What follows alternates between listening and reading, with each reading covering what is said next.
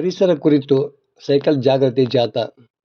ಗದಗ ಜಿಲ್ಲೆ ಲಕ್ಷ್ಮೇಶ್ವರ ತಾಲೂಕಿನ ಶಿಗ್ಲಿಯ ಗ್ರಾಮಾಂತರ ಶಿಕ್ಷಣ ಸಂಸ್ಥೆ ವತಿಯಿಂದ ಬುಧವಾರ ಪರಿಸರ ಜಾಗೃತಿಗಾಗಿ ಸೈಕಲ್ ಜಾಥಾ ಹಮ್ಮಿಕೊಳ್ಳಲಾಗಿತ್ತು. ಸಂಸ್ಥೆಯ ಆಡಳಿತ ಮಂಡಳಿ ನಿರ್ದೇಶಕ ಯಲ್ಲಪ್ಪ ತಳವಾರ ಜಾಥಾಕ್ಕೆ ಚಾಲನೆ ನೀಡಿ ಮಾತನಾಡಿದರು. ಈ ಸಂದರ್ಭದಲ್ಲಿ ಸಂಸ್ಥೆ ಅಧ್ಯಕ್ಷ ರಾಜರತ್ನ ಹುಲಗೂರ, ಮಂಜುನಾಥ್ ಶಂಭೋಜಿ, ಅಮರೇಶ್ವರ ಹುಲಗೂರ, ಮುಖ್ಯ ಶಿಕ್ಷಕಿ ಜ್ಯೋತಿ ಕರ್ಜಿ, ಟಿ.ಎಸ್. ಹೋಗಾರ, ಅಶೋಕ್ ವಿ.ಎ. ಪಾಟೀಲ ಮತ್ತಿತರರು ಇದ್ದರು.